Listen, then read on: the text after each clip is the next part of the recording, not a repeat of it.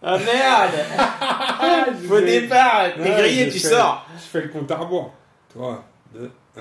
Salut les amis. Bienvenue pour une nouvelle vidéo des dingues de jeu. On se retrouve encore une fois pour les news de juin.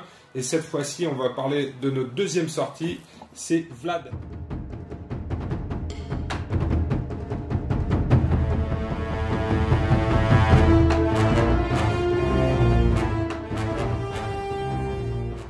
Et oui, resculpture de Vlad ressort, donc il a été resculpté par mes soins. Donc il est plus grand, plus beau, plus fort. Gros, plus gros. Bah toujours. Bah oui. Si c'est pas plus haut. Hein. Non ouais, on s'est fait plaisir. Bon, la figurine commençait à dater. C'est pour information et pour la petite anecdote, c'est la première sculpture de la gamme Eden. C'est-à-dire que c'est la première pièce avec laquelle je me baladais comme ça et je présentais pour essayer de trouver quelqu'un pour lancer mon jeu et tout ça. Donc c'est ça part de là. Vlad, c'est sentimental. Ça fait un petit moment en plus que j'avais envie de la resculpter, donc voilà, c'était l'occasion jamais. On a presque tout le starter de base de resculpter maintenant. Presque, il manque Yuri et Anton. Ouais. Donc voilà, a priori, ça viendra un jour. Ça viendra bientôt. Quand par contre, je sais pas. Pas d'engagement. Pas d'engagement jamais, quand on n'est pas sûr, hein, vaut mieux pas s'engager. Donc là sur le Vlad, en gros, ce qui s'est passé, c'est que c'est du freestyle au niveau de la sculpture. J'ai repris un petit... la première version avait un lance-flamme et un espèce de masse d'armes. Ouais. Voilà.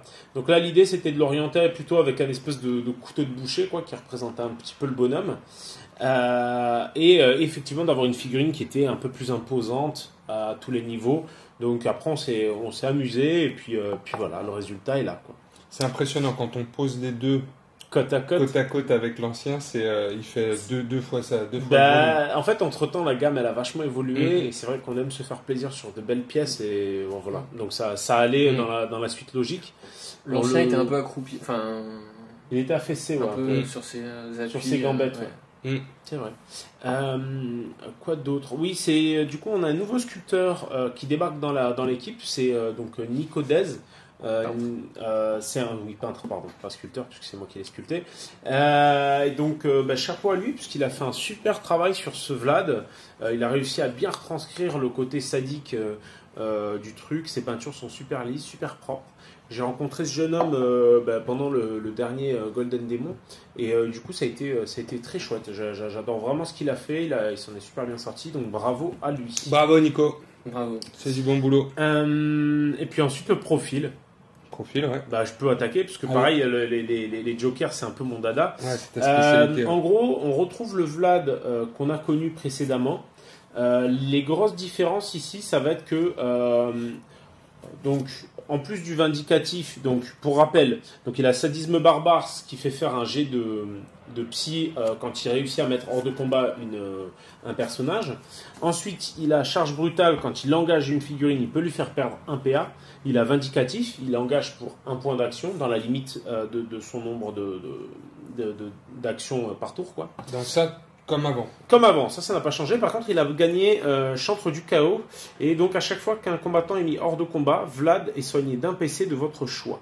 Et on lit bien à chaque fois qu'un combattant est mis hors de combat.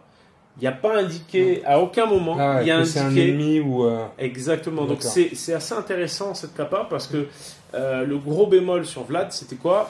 Et c'est du permanent. C'était que, en gros, il était fragile. Là, maintenant, votre adversaire va pouvoir se dire. Qu'est-ce que je fais? Est-ce que je commence à killer tous les gens qui est autour, mais du coup il va se soigner ou inversement, voilà. Parce qu'il a toujours son flammeur une fois par tour, ça change pas, qui met toujours une brûlure et un dégât dans chaque membre. Donc voilà. Ami, ennemi et pas de limite de distance, donc c'est énorme ça. C'est ce que je dis, donc c'est assez énorme.